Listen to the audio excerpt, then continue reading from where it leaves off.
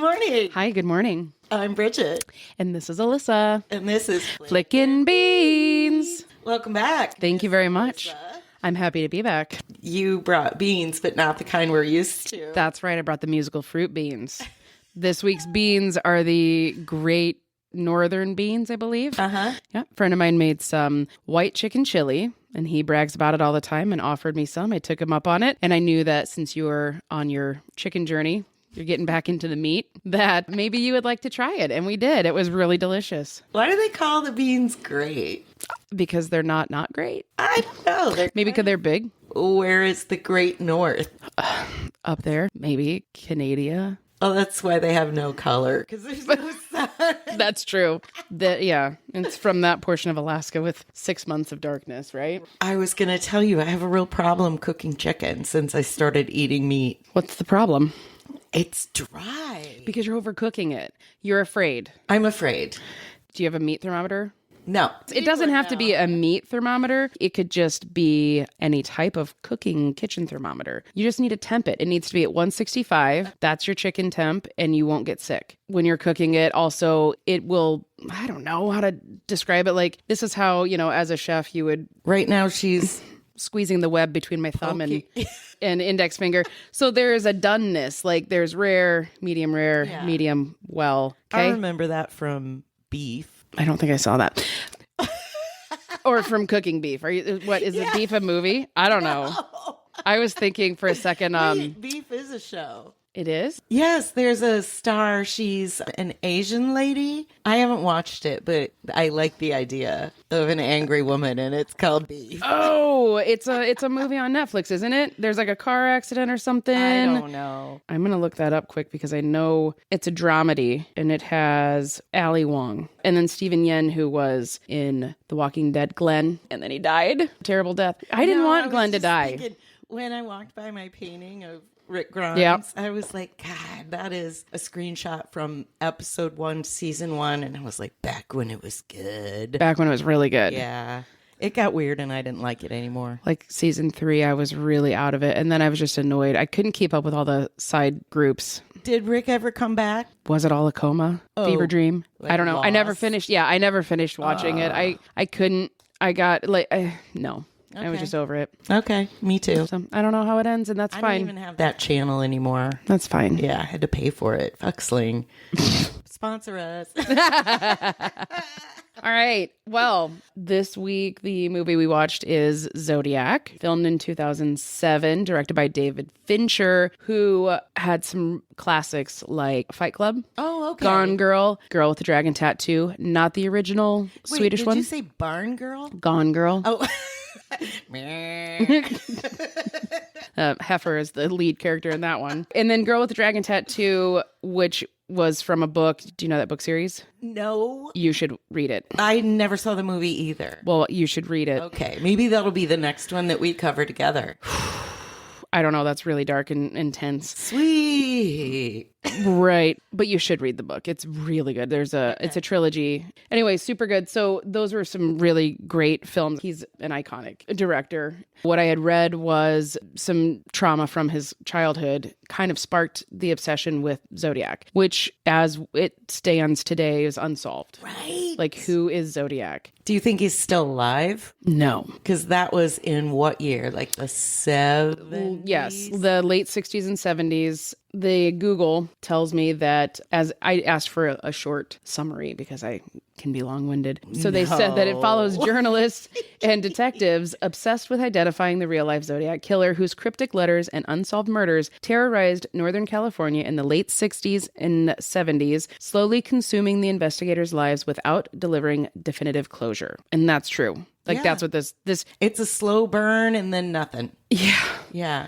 So if I were a serial killer, why would I want to put those nuggets out there for the police to try to find me? Because I think I'm so smart. Yep. You think that you're smarter than everybody else. This goes back to a serial killer that I find very fascinating. And backstory, I'm true crime obsessed. Like, I consume it all the time. I love documentaries and interrogation videos. I mean, it's right up my alley. I consider it sometimes professional skill building. So I'm not the headline of a case here in Iowa. BTK. That one is that's Right. fascinating. He did that but he too, did the right? same thing. Absolutely. Cereal box? No, Barbie?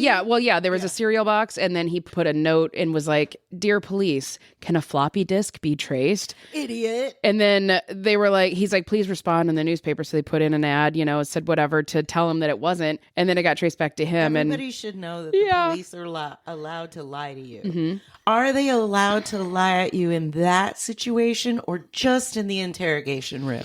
They're allowed to give you misinformation in any way. There's certain tactics on getting information from people or having them talk, and they can say, well, your partner's over there in the other room giving us all the stuff. And Right. I mean, there's nothing wrong with that. They could also leave out information that someone that maybe you're being, interrogated by, or I don't know, someone's at the hospital. The victim actually did die, but like maybe the suspect doesn't know that yet, and they don't have to disclose that to you. I mean, I love the times when they catch somebody. This happened just on a recent one where they set the person up with a undercover guy, and the person was trying to get a murder for hire taken those are care of. so And so they let that person believe that it was accomplished, and they caught her, and they were like, she's like, boo hoo hoo hoo hoo, and has no idea until he walks in the room. And Was they're this- like, you are screwed. Was this one where they actually had him like lay down with like fake blood and stuff, like I think something? they caught her outside. Okay. The police had swarmed her Yeah. house, and she was coming home at Well, I so didn't- that she had an alibi. Oh, gotcha. I was gonna say I didn't know if it was the one because I've seen one too where they actually had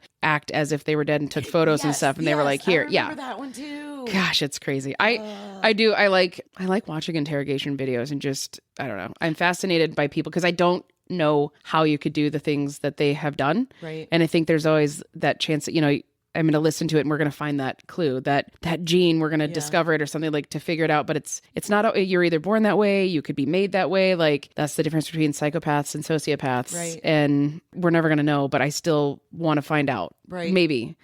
Well, that's why I like Dateline and I like Forensic Files, because they show you how they're solved. Yeah. And like I can watch Forensic Files before I go to sleep because I know that they solved it. But in this case, it's crazy to think how scared people were probably at that time. Yeah. Yep. Same thing with Dennis Rader in Wichita, Kansas, Right. BTK. Like at that time, women don't be at home alone, Right. check your phone when you get home, like all sorts of stuff. And yeah, it's crazy. And the Zodiac, part of the, I think, lure behind it is just the cryptic letters that were sent with symbols. And people still are looking at them, not sure if what they have solved before is truly what it is. Right. And I think that that's very fascinating as well. Just it's like sometimes a married couple in like North Dakota or something, they're just like, let's do this for our Sunday puzzle. Yeah. And it's like, figure it out, right? Crossword. Yeah. Yeah. Forget I Wordle. love codes and things like that. Yeah. I used to mess around with little codes, but it would be in, kids' Like Cracker Jack. activity Oh, books. yeah. Yeah. I had those big fat ones. Yeah. But it would be like A is 26, B is 25, And then figure it out. Yeah. Back to the film. We're both very excited to watch this because it stars two of our main men. Mine is Jake Gyllenhaal. I've been in love with him since Donnie Darko and everything he's done since. And yours is Mr. Mark Ruffalo. That's correct. There isn't a time that I see Mark Ruffalo and I don't think of you, Bridget. Man, and he is very outspoken and politically aligned with me. I love that. It is I don't wanna talk about fantastic. politics, but No. I want to talk about he is a smart ass man. Like a good, Well-spoken. he's a good famous person. Yeah. Not a, I don't know. I don't know. Like brain cancer once. I didn't know that part. Yes. See? Oh boy. Yeah. I know everything. I know about- you No, do. I I know. don't. Yeah. No, I don't. And then Robert Downey Jr. also is in this, He's good in and this. he is really good. More information I read about this movie was that the screenplay was, or the script was 200 pages long, which is Okay. very long. So, because obviously this movie is like almost 2.5 hours long. It's a lot of talking. Yes. So I could see it be long. Did they? But instead of cut it? cutting anything out, David Fincher just asked for the actors to speak faster, and I was like, well, that's right up Robert Downey Jr.'s, But also, alley. That's what they do on TV. Yeah. I noticed, like you watch Criminal Minds or what's the other one? CSI. Is that the one? Law and Order. Yeah. Gung gung. I noticed that they never say the word "the." Right. Yeah. Well, it's They'll all say very "Captain's fast paced. out back." Yeah. You know, Yeah. not the coffee's in there. They'll say coffee's in there. Yeah, I didn't realize that would be a word that they cut out. It just because it all sounds normal. Like, does yeah, why sound not? normal. It's very casual. And I'm like, hell, I wonder how much time you could save. Yeah. By taking out just little seconds here and there. And there is never a pause between when two characters are talking to one another. And they also never talk over each other. So that's very not like real life. Right, right. David Fincher kept really close to the actual story. The screenwriter, James Vanderbilt, he spent 18 months researching police reports and witness statements. David Fincher even consulted with real investigators and survivors. Fun fact, survivor Brian Hartel, he was a survivor at the Lake Berryessa attack, the male who was stabbed. He actually is an extra in this film. What? I don't. The actual guy. Yeah, the actual real cool is Brian that? Hartel. Yeah. And I know at first between him and then Mark, I can't remember his name. He was the other survivor in that first attack. They were not interested in this becoming a film because they didn't want to have to think about it again. They're being re-traumatized by all of that. That's what I was going to ask is how would that feel? I mean, being in the movie, being an extra is one thing because, you know, you're just there for that little time period. But if you sat there and watched the movie and you've been through it. Yeah. They also had consulted Jake Gyllenhaal's character, Robert Graysmith. He was the author of Zodiac, and he had to take lots of breaks. Everybody that was a consultant that was part of the actual crime when it happened, they had to take lots of breaks because it was just like so overwhelming and having some of this emotion come back. Heavy. Yeah. So Robert Graysmith is a cartoonist at the paper, the Chronicle, whatever it was, San Francisco Chronicle, I think it is, or something like that. And Robert Downey Jr. is one of those long-term guys. He's been around forever. He is their crime reporter. Kind of seems like he's kind of already been at the top of his game, but all of these letters start coming into the newspaper, which is factual. And this cartoonist, he's hanging around and he kind of hears some information. He loves puzzles, like you, Bridget. He loves puzzles. So he's fascinated and interested in the letters that are coming, and he's putting stuff together. He is divorced at the beginning. He's divorced with a couple of kids. What? I never saw your tattoo before. Oh, yeah. That's me and the girls. Well, yeah, I can tell because the one little bear has pink glasses. Yeah. Stop. Audrey. That's very nice. Yep. So I'm going on Monday to get some more stuff done. All right. Sorry. You're good. I digress. So Robert Graysmith was divorced at the beginning of this film. He has a couple of kids, and something that really hit home for him, I remember, was that there was the letter that was sent saying, you know, hey, a school bus seems like a good target. These little darlings hopping off. I'll take them out one by one. And you actually see a scene where he was going to take his son to the bus, and at the last second, he pulls him off and he's like, I'll drive him to school. Fuck yeah. That's reality for then. And they It's almost reality didn't. for now, kind well, of. that's true. But they didn't, you know, that they almost didn't release that information. And then they felt that they needed to, which is terrifying, I think, all the way around. Yeah. I mean, it is scary. Children right now are going through, you know, in elementary, they do lockdown trainings for active shooters. They don't tell them that that's what that's for. Well, I even get a lot of anxiety going through those active shooter trainings. I'm just like, please, please never let this happen. Yeah. And after the shooting in Minneapolis, they made their school go remote. And I'm like, fuck yeah. Yeah. I don't want to talk about this world, but no, which is funny because one of the quotes from this film, and I think that it was Dr. Green, Anthony Edwards, who plays Mark Ruffalo's partner. Right. Like I see him and I'm like, yay.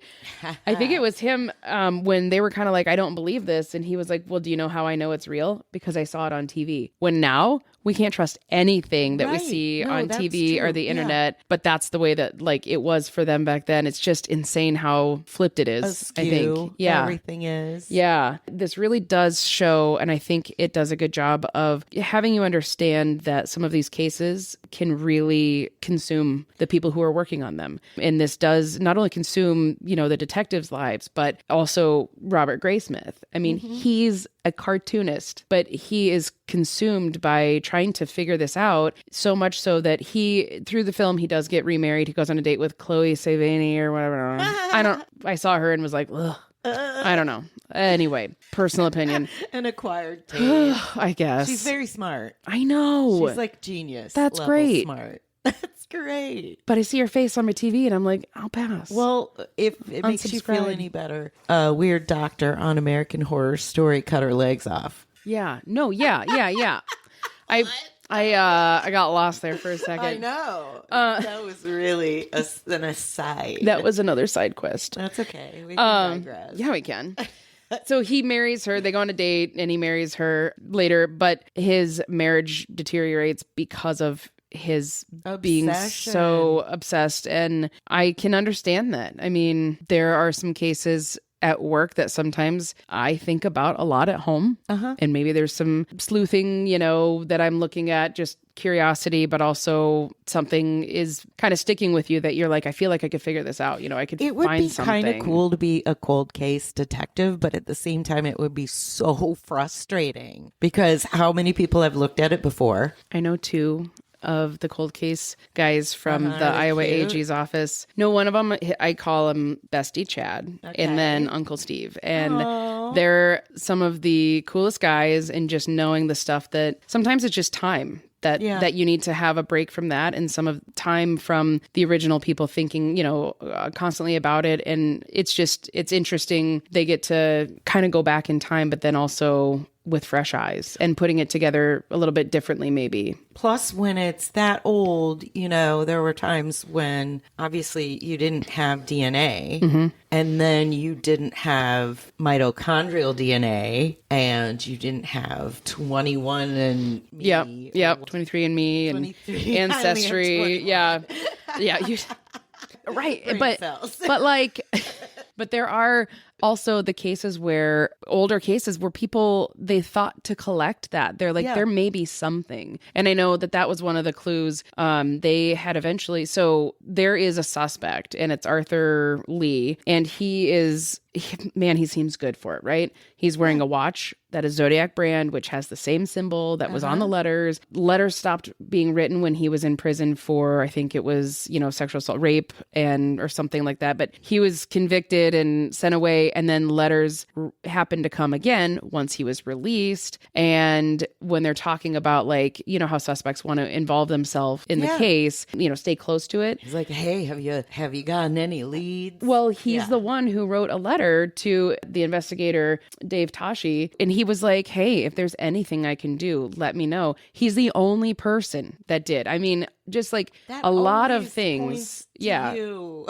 It's just the more you want to help, the guiltier sometimes it seems, but it's just it's a lot of circumstantial. But going back to DNA, they had gotten a hold of his DNA and tested it against DNA that was found in a fingerprint on an envelope, but it didn't match. And Robert Graysmith refused to believe that it wasn't him. And so he actually, because he thought, if you see, so he was thinking, a lot of people are handling these letters in these envelopes. Sure. What are the chances that it could be someone else's, which are very high, because as the letter comes to the newspaper, they don't set it aside and say, okay, police, come and look at this. They hand it around, they pass it around, everybody's reading it. Yeah. When we are watching the film and the detectives are going in and they're doing a search warrant on Arthur Lee's no gloves.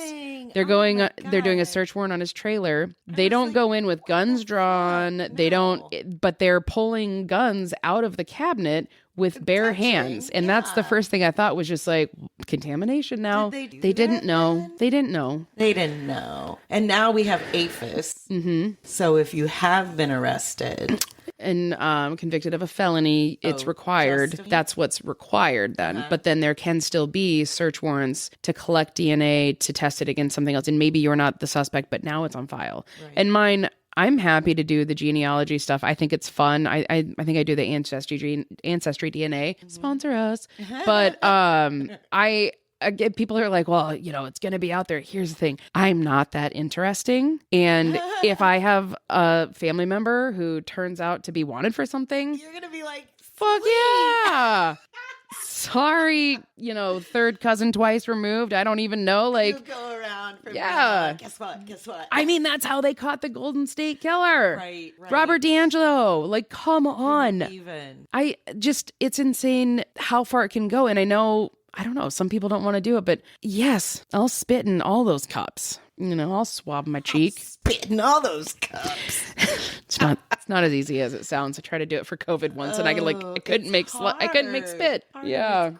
Okay. So and it just like slowly slides down the side. So in the film, obviously we still don't know an answer, right? It seems like Arthur Lee was a likely suspect. Yeah, well, okay, so what finally, why is he not the killer? Well, I don't think that there was physical evidence to tie it to him. There potentially. I mean, it depends. There were gloves on the scene. There was something else that was there. I think it was at the cabbie killing, maybe. There's a lot of circumstantial evidence, and I know circumstantial cases aren't always that easy. Consider it to be, here's one toothpick. Well, that's one piece of circumstantial evidence. When you get 50 of those together, the one toothpick can be broken. You get 50 of them together, and it's pretty strong. You can't break them all that way. So maybe there just wasn't enough, but he also ended up dying out after he got out of prison and stuff. Like, he was severely diabetic and he ended up passing away. I think complications of diabetes, but I just think that maybe they let it rest with that, even though they still were trying to test that DNA and saying it wasn't a match, but it didn't clear him. It didn't completely exonerate him as a suspect. It would be kind of cool in a not cool way. What? If you had like a huge framed poster of one of the ciphers. That would be... I've been looking for like what type of artwork could I put in my office. So there you go. True crime artwork. But the thing is too, like, so I'm not a CSI. The artist rendering. Like a sketch. Yeah. Sketches sketch art. Yeah. So I'm a civilian property and evidence officer. So I maintain the integrity of over 28,000 items for a municipality, locally here in Iowa. And I've been like, what could be a cool piece of art to go in there? And I've gone to Etsy, I've gone to Temu, and I just really haven't found anything that stands out for something, maybe I'll just make my own with some evidence tape. Something. Okay. I'll paint you a bunch of serial killers playing poker. But they got to have evidence tape in there or something to make it like, the evidence part. Oh man, like the dogs playing poker. Together, yeah. Are they playing poker at the Stanley Hotel? Sure. Okay. I'm one of the many true crime obsessed persons, and just I want to know. I want to know what makes it happen and why. And well, in my opinion, if you stab once, you're going to keep on stabbing. Yeah. Because you'll be like, ooh, that felt weird. Well, and then you get full of rage. Yeah, I was watching something with my wife recently, and I was just like, I know, that if they did it once, they were likely going to do it again. Like, if they didn't get caught already. But then also there's like, if they did it twice, then they've done it thrice. It just continues. Like, how do they ever not? I think I'm also fascinated because how serial killers, their brains aren't wired appropriately. How do they assimilate? How do they operate through life? And there are so many that had red flags. I think you can just really compartmentalize. If you're a killer, you can be like, I know how to present at my job and at my home. There's always something where someone sees something or they notice something and they are like, well, there was this weird time when this happened. But like Dennis Rader was somebody, BTK, he worked for government. He was a compliance officer, like code enforcement, animal control. He had to deal with people all the time. Then he became, when he got fired from his job as, working for the government, he was working in his church. Yeah, I was thinking that he was like a Sunday school teacher. Well, he had some full-time job in the church, but it's like you have a job that makes it unlikely. Well, like we think about Boy Scouts now, and always now I'm leery of a person in a position working with children. But back then, that was your cover. Yeah. Well, I work with children. Of course, I love them, and I would never hurt them or groom them. That would have been the mindset. And Dennis Rader used those campouts multiple occasions as a cover. Yeah. And instead of being dirty and nasty with children, he then left and went and murdered people. Right. And raped them. And it's pretty smart, Kids sleep pretty hard. They wouldn't notice. Yeah. Unless It's just, oh my gosh. Anyway, yeah. it's wild. It is wild. It is crazy. Brazen as fuck. Woo-hoo! Coffee break. Let's talk about our beans. Are you enjoying flicking beans? Don't keep it to yourself. Spill the beans. Movies are better shared, and so is coffee. Can you drop our pod into a friend's inbox, a group chat, or just tell that cashier at your coffee shop that you love our podcast? A little word of mouth goes a long way. Let's spill the beans. Thank you, bean flickers. Love you. Bye.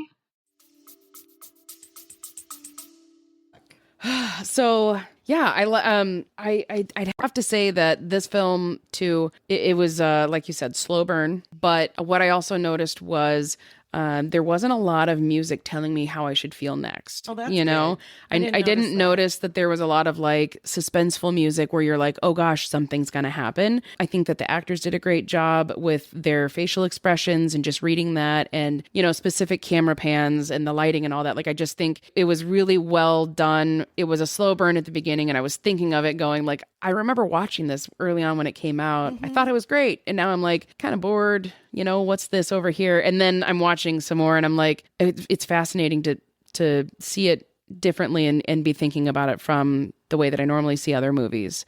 Can I tell you can I admit something? Yeah. I didn't finish watching it last night. I was so tired. Are you glad that I told you how it ended? No, I've already seen it once, but I thought that was funny. Yeah. Can I tell you another thing? Yeah. Okay, so it has to do with Jake Gyllenhaal. Okay, go on. I'm here for that. No, you won't be. Oh no. I swear it was like Saturday Night Live, and I feel like it was during the news, and it was someone being Jake Gyllenhaal and someone being Maggie Gyllenhaal, and they were arguing with each other. No, I'm more off-putting. No, I'm more off-putting. They get a bad rap. Back when we were still working together and I was living in Ames, Amazon wasn't a big deal, but I sure did go to eBay and I found myself a Jake Gyllenhaal magnet, and I paid shipping and handling for that thing, and I still have it. He's so hot. Disagree. But I disagree with Wendy on Jeff Goldblum. And likely many others. Yeah. But it doesn't More make for me. I'm not mad about that. We're not arm wrestling for him. make him a bad actor. No, he's I'd kinda fantastic. like to cover Brokeback Mountain again. I mean, not cover it again. What I mean is see it again. Yeah. Because I haven't seen it since it came out. That was a very moving film. It's sad because it's just like this. It's like focuses on the times and the mindset and the lies you have to tell yourself in order to, be authentic. Yeah, and you're not, because you are masking all of that. But it is an interesting film. Okay, the last little fun fact I have is that when this movie opened, it reached second at the box office. Wow. Any guesses on what beat it? What year was it? 2007. 2007. What beat it? Fucking, I don't know, Batman? Wild Hogs. With Jim Allen, John Travolta, Martin Lawrence, and William H. Macy. That's a fucking hilarious movie. I find that ridiculous that it... Here's what I think is that you've got your group of people who are just looking for something lighthearted. And then you have this group of people who are like, yeah, that's fucking unsolved, who like true crime. And true crime has just blown up. It's become more acceptable to be They were involved. desensitized Yeah. even. Yeah. When you actually think about what's gone on with someone's family and just and the word horrific has lost its gravity. What is considered horrific anymore? Literally everything. What's not horrific? Every single time you turn on the news, and that's a problem with a 24-hour news cycle. Not only am I watching the news, but I'm reading the ribbon at the bottom, and then there's new stuff popping up on my phone, and you're never not removed, or you're never not a part of it, and everything is awful. It's not awesome, like the Lego movie. No, and not, check on your empath friends. We're not well, and we're feeling all the things, and we don't know how to manage it and process it and what to do with it. And we want to do something positive. But anyway, so I still like this film. Oh, last thing, which I find, I'm Your sorry. face right there. Squirrel. Dave, investigator, Dave Tashi. He has the perfect recall. Do you know what that is? No. The Mary Lou Henner thing. Perfect recall is when you remember literally everything. Everything. There are fewer than 100 people globally. Wait, Mary Lou Henner? Uh-huh. She is the well-known example. Are you shitting me? No, I'm not. Well, and what the fuck is she using it for now? I haven't heard out of Mary Lou Henner for ages. Well, have you not been watching like Inside Edition? Because she's been featured on there when she talks about it. Are you kidding me? No. No, I've never heard that. No, she can remember any date, any time. And when Mark Ruffalo... So it's like a savant thing. Yeah. And when Mark Ruffalo was... he at first was not interested in the film. Jennifer Aniston had told David Fincher about Mark Ruffalo and Jake Gyllenhaal because she had worked with them both. Jake was on board. Mark Ruffalo was not. Then there were some rewrites. And then he learned a little bit more about Dave Fincher's direction that he was trying to go, and he became interested. Then he met Dave Tashi and found out that he had perfect recall. But it was after all of that that he was on board then, you know. So I imagine if you meet a character in real life, and obviously he wouldn't have known anything about him in advance, and then you find out how interesting they are, I could see that swaying your mind. Yeah. Yeah, that's cool. Yeah, where Jake Gyllenhaal just met Robert Graysmith, recorded him, like videotaped it, and then just watched it for his mannerisms and the way that he spoke and everything. Sure. So he doesn't sound as interesting as David Well, he Tashi, doesn't but have perfect recall. Right. That's for sure. But apparently the Maybe big he thing, has perfect pit. but David Tashi, like the big thing was that he always remembered what he was wearing and what other people were wearing. Like that was like the big key for him, like his special interest and whatnot. Yeah. Wow. And the clothes were so ugly back then. That big bow tie. Oh, and the plaid blazer. Yeah. Good job, you. The movie theater back then, shit, movies were fancy.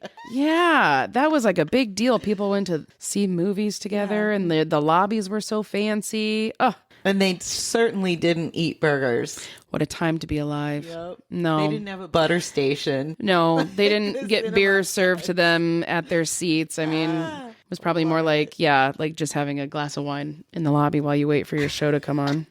Wait, wine? I don't know. I'm guessing it was fancy. They dressed up for that shit. Oh, I would imagine. People are going in their fucking pajamas right now. Yeah. Oh, that is absolutely true. People dressed up for everything. Bridget, when I went to the Dollar Theater in Ames at the North Grand Mall, I would see what I could sneak in. One time I brought in a whole frozen pizza that I had cooked and a 40. In what? I can't give away all my secrets. You know I always carry a satchel. You know that who we worked with, whose initials are CM, told a story about bringing a bottle of wine in her coat to the movies. I love that. I know. I brought a 40. Good people being bad. I know. I brought a 40. Paul and I each had one, and it was that classic, if anything's going to happen, it's going to happen to me, where I knocked over the empty, and it goes tink, wah, wah, wah, wah, wah, wah, all the way down the aisle, and you're just... Movies, they weren't the same. Better than when I had to get up and puke 3 times. Oh. During Barbie. Oh, you were hungover. Oh, very much so. Yeah, that's right. In the first row, and you know how You much can't. action there is. And how do your eyes? You're tracking it with your eyes, and you're hungover at the same time, and it's loud I threw up in my mouth and bright. I had to hold it all the way up the aisle from the front row. Oh, bleh. Oh, it was so bad. And I had vegetarian chorizo. Oh, never, ever again. Well, I hope that person who cleaned it up got a raise. Oh, nobody cleaned it You up. made it to the toilet every time? I made it to the trash can outside the door, and there were 3 employees just standing there chatting. Nobody even looked my way, and Because- I'm Ralphing. Because that's what movies are now. We don't go fancy We anymore. don't care, No, and that's what employees are now. They Yeah. don't really care. they're there because their parents told them to go get a job. They don't want to have to. Why do I have to work? Well, they gotta buy their vapes somehow. Sad truth. Well, did we? Anything else? I don't have anything Did we do else. it? I think we did it. We We flicked flicked some some beans. Okay, love you. Bye.